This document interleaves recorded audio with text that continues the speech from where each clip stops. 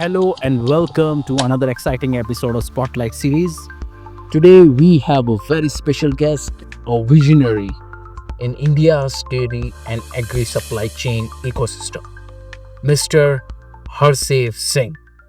With decades of experience leading large scale operations and empowering rural livelihood, we'll talk about his growth journey and his challenges in the dairy sector. Let's dive into this exciting conversation and hear directly from the man who's been at the forefront of this transformation, Mr. Harsev Singh. Welcome to the show, sir. Would you please introduce yourself? मेरा नाम doctor हरसेव Singh है। Dairy sector में expert हूँ मैं। मैंने अपनी masters, PhD सब dairy science से कर रखी है और मैंने अपनी journey national dairy development board से स्टार्ट की थी और काम किया ऑपरेशन फ्लड 1, 2, 3 में। और मेरी किसानों के साथ में बहुत शुरू से ही बहुत सहानुभूति भी रही है और मैं उनके साथ काम करने में बहुत लाइक भी करता हूँ, इसलिए क्योंकि मैं खुद किसान का बेटा हूँ। मैंने अपना बचपन सारा जवानी तक एक छोटे किसान के रूप के बीच में हमने खेती की, अपने हाथों से हल चलाया, सारे काम किए, खेती की। जैसे ही मैंने डेयरी सेक्टर को अपना कैरियर चुना तो मैंने सोचा कि मेरे को एक छोटे किसानों के साथ काम करने का मौका मिलेगा, तो जिसकी वजह से मैंने national dairy development board join किया। उसमें मेरे को मेरे काम को देखते हुए मेरे को डेयरी बोर्ड वालों ने एक स्पेशल टीम का एक मेंबर बनाया, जिसका काम था कि जितनी भी इंडिया के बीच में सिक कोऑपरेटिव यूनिट्स होती हैं जो नहीं चल पा रही हैं, जो लॉस में चल रही हैं, वहाँ जाइए। 3 या 4 मेंबर टीम होती थी। एक मैं मेंबर होता था, एक हमारे सीनियर बंदे होते थे जो टीम लीडर होते थे, और जाके हमारा काम होता था उस सिक ऑर्गेनाइजेशन को रिवाइव करना, उनको प्रॉफिटेबल कर। हमने उनको प्रॉफिट सबसे पहले मेरा प्रोजेक्ट पटना डेयरी प्रोजेक्ट में था, वहाँ गए, वहाँ हमने ट्रेनिंग के साथ साथ में उसको रिवाइव किया। उसके बाद में मेरी ड्यूटी लगी अहमदाबाद मिल्क यूनियन के बीच में, जहाँ पर मैंने 3 साल के बीच में वो बिल्कुल बंद कगार पे यूनियन खड़ी थी, जिसको खड़ा करके हमने उसको बिल्कुल प्रॉफिटेबल बना के आए 3 साल के अंदर। जब ने 3 साल के बीच में उसको प्रॉफिटेबल किया तो इन दोनों ऑर्गेनाइजेशन की सक्सेस को देखते हुए मेरे को मेरी ऑर्गेनाइजेशन ने इंस्टीट्यूट ऑफ रूरल मैनेजमेंट में एमबीए करने के लिए डिप्यूट किया। 2 साल मैंने वहाँ एमबीए किया। तो मेरा जो करियर रहा है एजुकेशन में बहुत ब्रिलियंट रहा है। I have been gold medalist and first class first throughout my career. तो अब मेरा ड्यूटी उन्होंने और बड़ी रिस्पॉन्सिबिलिटी लगा दी कि पंजाब मिल्क फेडरेशन को रिवाइव करना है। तो जब हम गए तो पंजाब मिल्क फार्मर की मिल्क फेडरेशन की किसानों की पेमेंट लगभग 3 महीने पेंडिंग थी। तनख्वाहों देने के लिए पैसे नहीं थे। तो जब हम गए उसको रिवाइव किया हमने, तो 3 साल के बीच में सारी पेमेंटें रेगुलराइज कर दी, पेमेंटें सब टाइम होनी शुरू हो गई। फिक्स्ड डिपॉजिट लगभग 30 करोड़ से ऊपर चला गया उनका। तो उन्होंने रिक्वेस्ट करके जब हमारे 3 साल पूरे हुए तो उन्होंने रिक्वेस्ट किया कि 2 साल के लिए इनको और एक्सटेंशन की जाए, ताकि ये हमारे फेडरेशन की नींव बहुत अच्छी तरह से डाल दे। तो 2 साल फिर मैंने और काम किया, उसके बाद में वो और फर्दर बढ़ाना चाहते थे, लेकिन मेरी ऑर्गेनाइजेशन ने बोला कि नहीं, हम इनको राजस्थान डेयरी फेडरेशन में भेजेंगे, वहाँ पर इनकी ज़रूरत है। तो मेरे को राजस्थान डेयरी फेडरेशन में डिप्यूट कर दिया गया, तो वहाँ काम करना शुरू किया मैंने।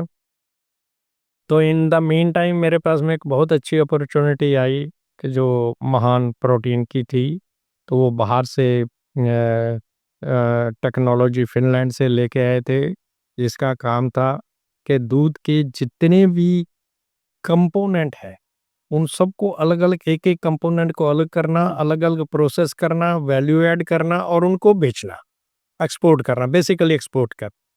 तो वहाँ पर मैंने प्रोजेक्ट स्क्रैच से शुरू किया।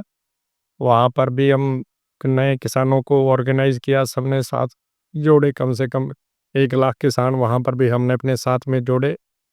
और जैसे ही मैं वहाँ पर अभी काम कर रहा था, तो एक दिन मेरे को रिलायंस से बुलाया कि वो डेयरी का बिज़नेस शुरू करना चाहते हैं, तो उन्होंने मेरे को अपना चीफ़ एग्ज़ीक्यूटिव ऑफ़िसर नियुक्त कर दिया। वो भी स्क्रैच से शुरू किया। वो स्क्रैच से शुरू किया तो मेरे को लगभग 10 साल रहा मैं वहाँ पे।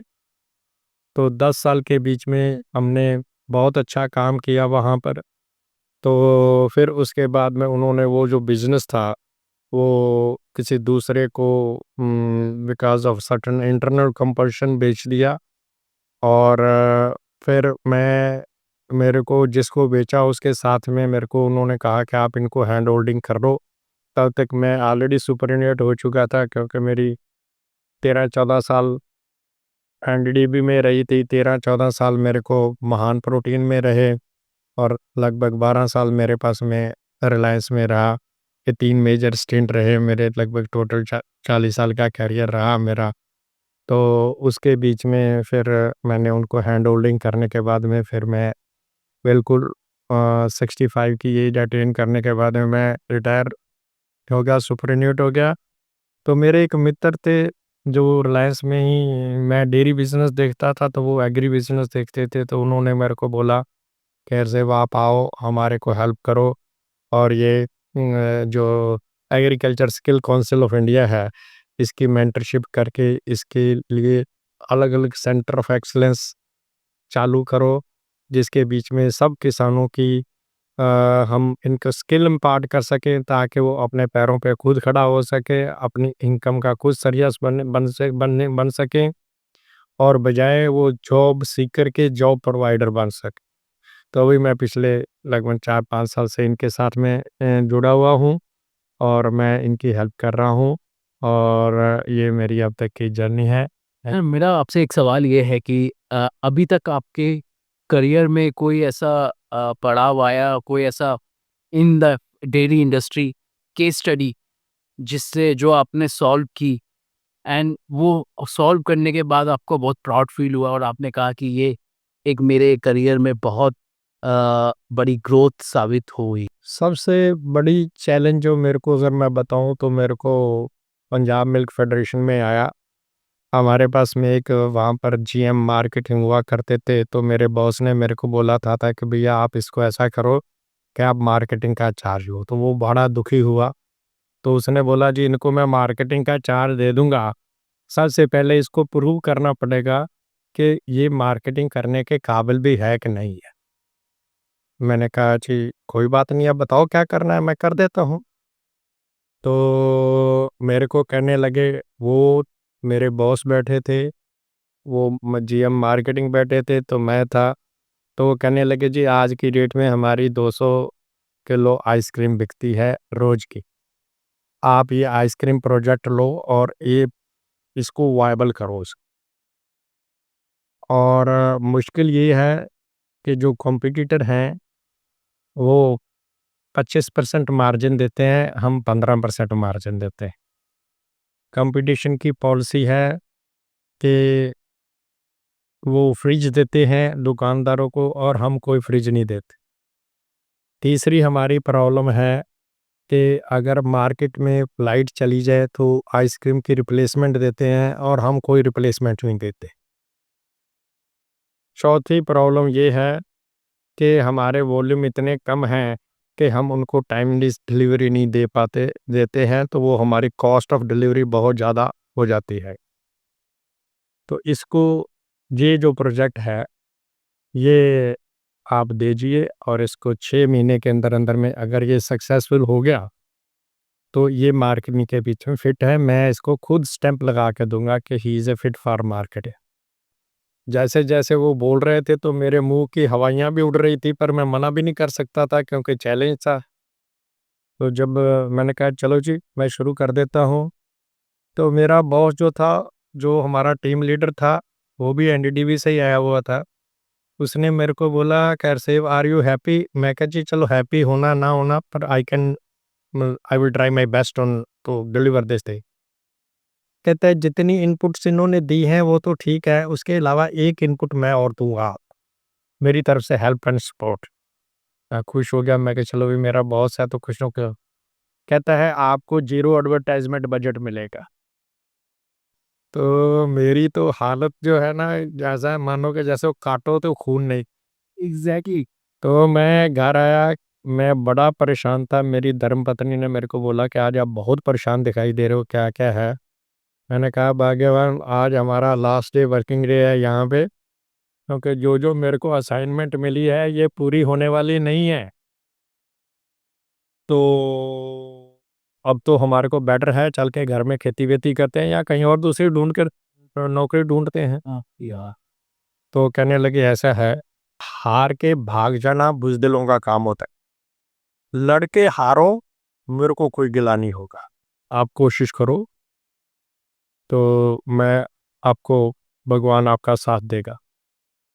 मैं गया जी, अगले दिन गया, जो मार्केटिंग का हेड था तो वो मेरे ऊपर मुस्कुरा रहा था, बहुत तरंज कस रहा था मेरे ऊपर कि अब तो ऊँट पहाड़ के नीचे आ गया, अब देखो क्या करता है तू। मैंने उसको बोला, मैं कहा साहब ऐसा है, मेरे को आप कुछ बंदे दे दो, जो मेरी हेल्प कर सके, मेरी टीम तो बना दो। हाँ। हाँ, बिल्कुल टीम बनाएँगे। अपने पीए को बुलाया, उन्होंने 5 बंदे मेरे को फ़ोन किया और उनको बोला कि भैया ये मेरे को तो रिपोर्ट करते नहीं है, हाँ। ये फलाना जो है फलाना टेररिस्ट का वो रिश्तेदार है, फलाना फलाने का है, फलाना फलाने का है। मैं इनको ऐसा क्यों कहा? ओ भई ये फेल हो जाए, अच्छा। तो कहते हैं इनको तो मैं तनख्वाह देता हूँ और मैं किसी को काम के लिए बोलता हूँ तो मेरे को किसी न किसी संस्था का फ़ोन आ जाए। 92 के जब परम सिंह नरसिम्हा पे वो पीक पे थी मिलिटेंसी पंजाब में, तो बोलने लगा तो मेरे को तो फ़ोन आता है तेरे को गोली मार देंगे, तो मेरे को ज़बरदस्ती इनकी अटेंडेंस देनी पड़ती है, तो मैंने सोचा मैं अपने गले से मरा हुआ साँप उठा के आपको डाल देता हूँ। आप देखिए इसको।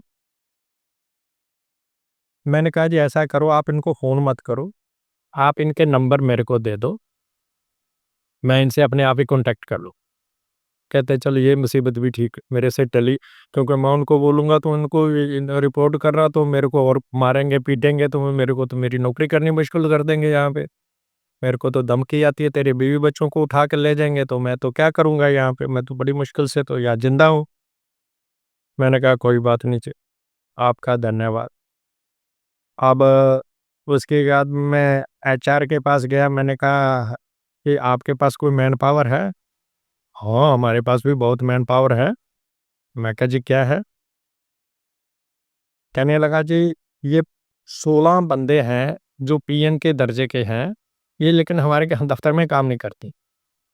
ये हमने किसी के कहने से रखे हुए हैं, ये यहाँ रिपोर्ट नहीं करते। इसमें 4-5 बंदे तो हैं जो ड्यूटी पे आते हैं, वो यहाँ नहीं आते, वो एक सेक्रेटरी आईएएस का है, एक मिल्क कमिश्नर के घर पे काम करता है, एक फलाने के सेक्रेटरी के घर पे काम करता है, सब बड़े-बड़े टॉप नॉच बता दिया, मिनिस्टर के घर पे काम करता है, ये है। और ये जो नया बॉस आया है इसने बोला है कि इनको सबको विड्रॉ करो, तो ये इनको विड्रॉ करो तो मैं आपको दे देता हूँ इनको। मैं कहा तुमने आ गया ये आपके पास? कहता वो तो मेरे को गालियाँ देते हैं, कहते हैं तो ये बॉस तो आपका 4 दिन है, तो उसके बाद में तो सेक्रेटरी साहब को फ़ोन किया आपका मैं यहाँ से पत्ता कटवा दूँगा।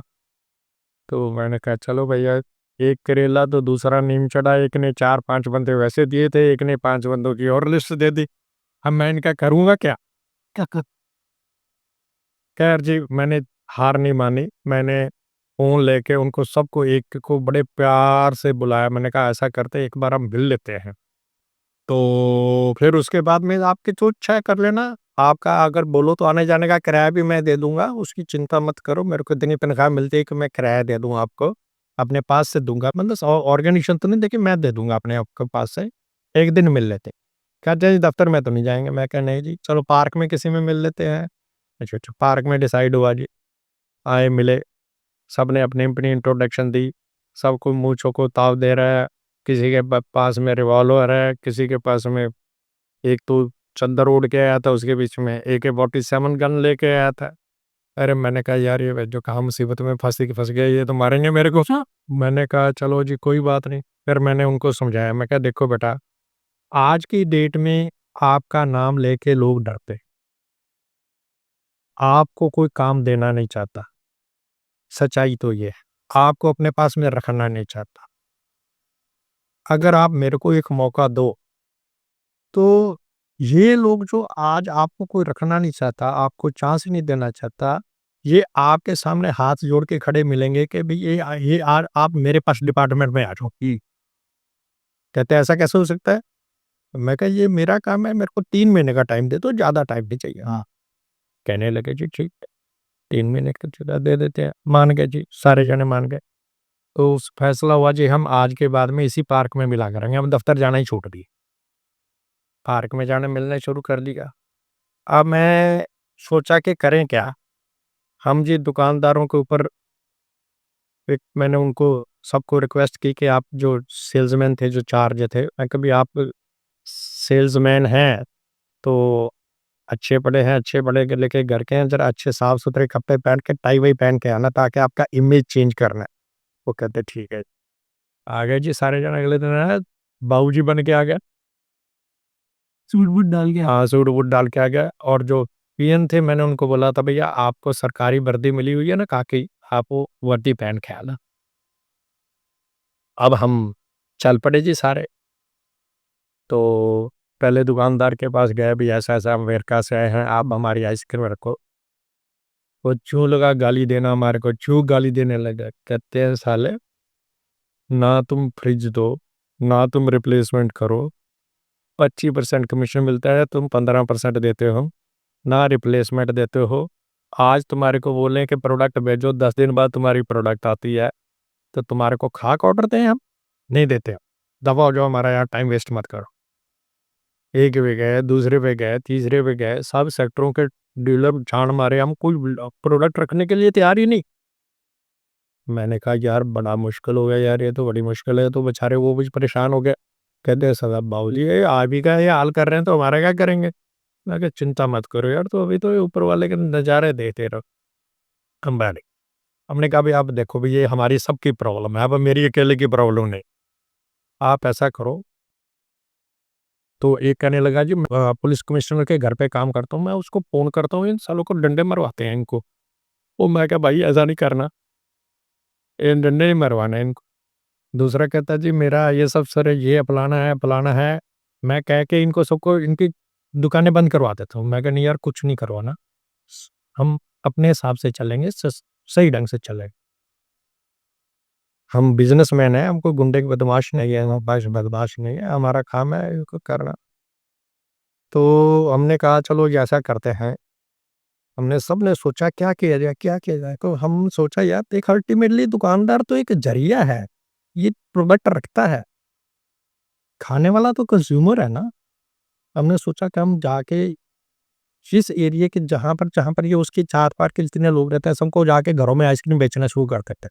मैंने उनको बोला, मैंने कहा भई ऐसा है, एक आइस बकेट होती है, छोटी सी बकेट एक हम मतलब ऐसा भीख मंगों की तरह नहीं जाएँगे, ठाट से जाएँगे। तुम टाई-बाई सूट पहन के तुम साथ में जाना, एक सौ तुम्हारे साथ पिएन होगा, उसने आइसक्रीम उसमें बकेट में वो डाली होगी, तू जाके बोलना अपने बच्चों को आइसक्रीम खिला के देखो। ₹3 की आइसक्रीम है, कुछ नहीं जाता तुम्हारा।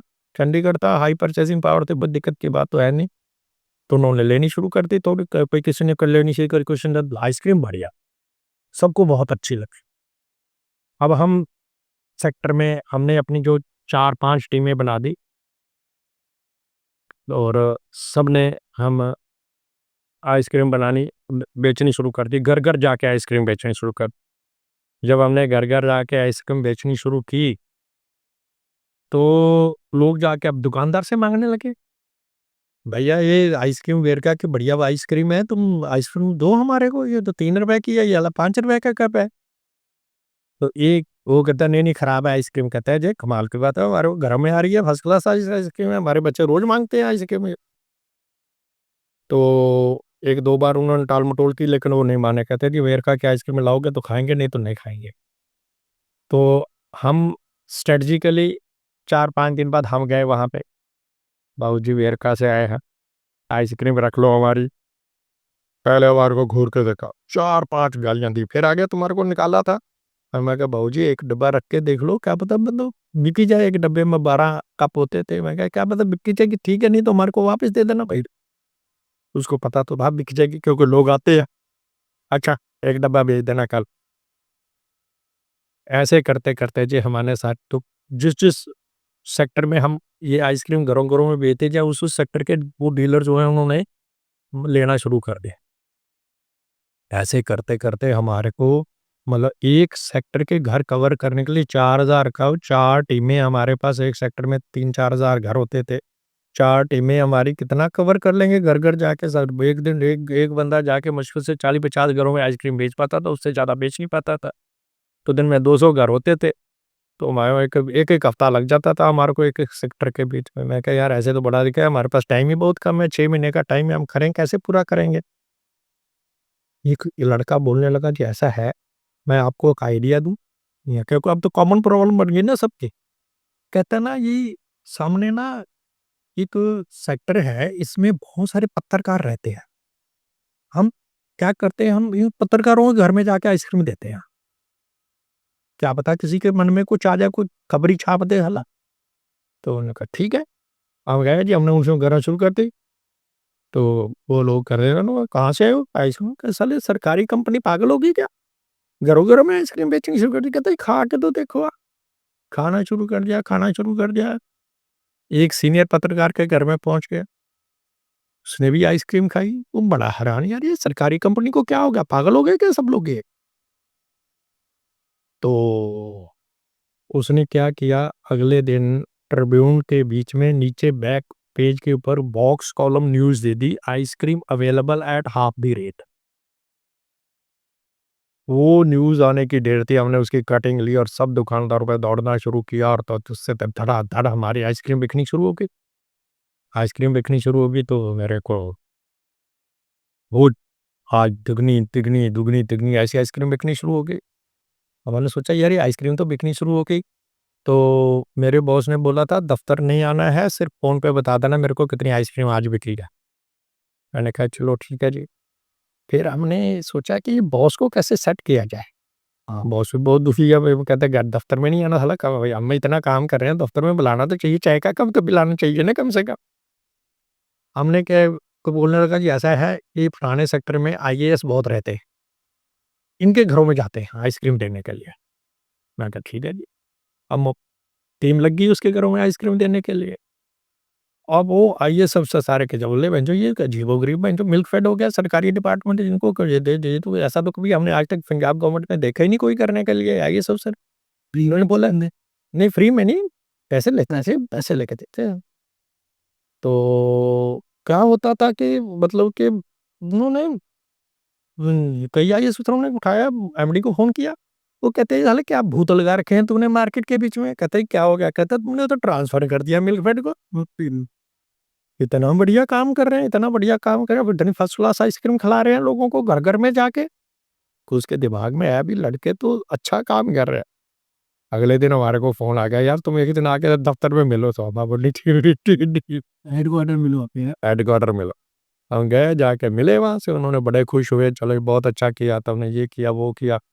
पहले तो मेरे को क्या है बोला कि ये बता, तेरा जब एडवर्टाइज़मेंट भी ज़ीरो था, तो तुमने ये आइस बत्ती कहाँ से ली? हाँ। मैं कहा जी मैं एक दुकानदार के पास गया था, उसको मैंने चेक दिया था ब्लैंक, साइन करके। मैं क्या जितने पैसे होंगे मेरे से काट लेना, 1 महीने के लिए मेरे को उधार दे देता। उसने उधार दे दी मेरे को। अब हम जो है ₹3 का कप जो है, ये 45 पैसे इसमें कमीशन है 15% के हिसाब से। हम कंज़्यूमर को ₹3 में बेचते हैं, तो 45 पैसे 1 कप के ऊपर हमारे को बचते हैं। वो सारे पैसे इकट्ठे करके हमने उसको दुकानदार के इसके पहले तो उसके उतारे, फिर हमने क्या किया कि कुछ बैनर बनवा लिए। जो बैनर जो है, जो गाड़ी हमारे को दी थी उन्होंने जो आइसक्रीम डिलीवरी करने वाली, उस बैनर के ऊपर उसके लगा दिए। तो ऐसे-ऐसे करते हैं हम। फिर हमने पार्क में जाके बैनर लगाना शुरू कर दिया, पार्क में बेचनी शुरू कर। हुआ ये कि 3 महीने में आइसक्रीम की सेल इतनी होगी, we were the number 1 seller of ice cream in the market in Chandigarh. पूरा प्लांट भाई बोलो क्या, बोलो कोई जय जयकार कर रहा है, कोई हाहाकार कर रहा है, कोई कुछ कर रहा है, कोई कुछ कर रहा है। तो मैंने कहा सर देखो जी, आपने मेरे को 6 महीने का टाइम दिया था, ये 3 महीने हो गए सर, अब 3 महीने में मैंने ये कर दिया, आपकी कैपेसिटी पूरी यूटिलाइज़ हो गई, अब मेरे के लिए क्या आदेश है ये बता दें। कहते नहीं, नहीं, नहीं, नहीं ऐसा तो नहीं बोला था, तेरे को 6 महीने बोला था। मैं कहा, कहते अभी मार्केट में कौन-कौन कॉम्पिटिशन है? मैं कहा जी इसमें एक मिल्क फूड है, एक क्वालिटी वाला है, अच्छा क्वालिटी भी एक गेलॉर्ड था वो था। गिलोड क्वालिटी लंबा हाँ, काला मावल। वो कहने लगे जी ये ब्रांड बंद होने चाहिए, तब तेरी चीज़ का सक्सेसफुल होगा, नहीं तो तू नहीं है सक्सेसफुल।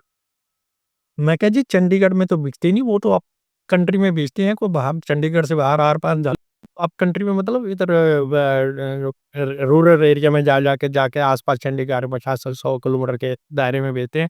चंडीगढ़ में तो क्योंकि लेता नहीं, वो तो हमारी लेते हैं थाने। कहता है मेरे को नहीं पता, ना मैंने तेरे को ये बताया था कि इसको कैसे करना है, अब मेरे को उनका प्लांट बंद होना चाहिए, बस मेरे को कुछ नहीं पता। अरे मैंने कहा यार मैं तो ये दिए साला ये क्या टारगेट दे दिया और वहाँ मुसीबत ले ली। अच्छा काम किया और मुसीबत मिल गई। फिर हमने जी अपनी चारों टीमों को उनके प्लांट के ऊपर रात को स्टेशन किया। उनकी जहाँ-जहाँ गाड़ी जाती थी उसके पीछे मोटरसाइकिल लेके जाते थे लड़के। कहाँ-कहाँ बेचते हैं उसको सारे को मैप किया। वहाँ-वहाँ गए, उनके पास जाके बोला भैया आप हमारी आइसक्रीम लो। और धीरे-धीरे जब हम उनकी भी आइसक्रीम वहाँ से भी रिप्लेस होने, तो एक दिन मिल्क फूड तो उन्होंने तो बंद कर दिया चंडीगढ़। अच्छा बेचना बंद कर दिया क्योंकि उनको वायबिलिटी नहीं आती थी। चंडीगढ़ का गेलोड का और क्वालिटी का प्लांट चंडीगढ़ में ही था। तो वो तो उनका जब उनसे नहीं रहा गया 15-20 दिन के बीच में उनका सारी सेल डामाडोल होने लगी, तो उन्होंने हमारे एमडी को फ़ोन किया, भैया ये बंदे को मार्केट से निकालने के लिए कितने पैसे लोगे? वो टीवी तू बोल तेरे को कोठी ले देते हैं चंडीगढ़ के बीच में, क्या चाहिए तेरे को ले ले, पर इसको बंदे ये टीम हटा दे तू यहाँ से। फिर मेरा बॉस तो और चौड़ा हो गया, कहता वाह! अब आया मज़ा। अब काम करना शुरू किया, फिर उसने हमारे को बुलाया, फिर उसने हमारे को ऑनर किया, ऑनर करने के बाद में जब उसको पता चला कि इतना, तो जो हमारा पहले जो मार्केटिंग का हेड था उसने रिज़ाइन किया और कहा था कि आई हियर बाय अप्रूव कि मेरी जगह पे इस लड़के को लगाया जाए। This is the story of this is success, जो कि मतलब कि जब भी मैं याद करता हूँ तो my eyes filled with pride. Yes yes तो व्हाट्स योर इंटरनल मोटिवेशन मैं भगवान का नाम तो रोज सवेरे लेके निकल powers spiritual power. My wife was always praying for me, she was very religious lady, she was praying for. Many बहुत अच्छा लगा सर आपसे बात करके एंड हमारे जो यंग एंटरप्रेन्योर्स हैं उनको मोटिवेशन मिले। There is nothing which is called impossible. मैंने ये डिसाइड किया, आपकी विल पावर हो, आपके पास डिटर्मिनेशन हो, मोटिवेशन हो, तो आप कोई भी काम कर सकते। कोई चीज़ ऐसी नहीं है कि जो आप नहीं कर सकते। You can do everything. Very nice sir, very nice. बहुत अच्छा लगा सर आपसे बात करके और शुक्रिया आपका सर हमारे शो में आने के लिए। Thank you very much. Stay tuned with business club, wait for more such news to come to you to motivate you. Thank you.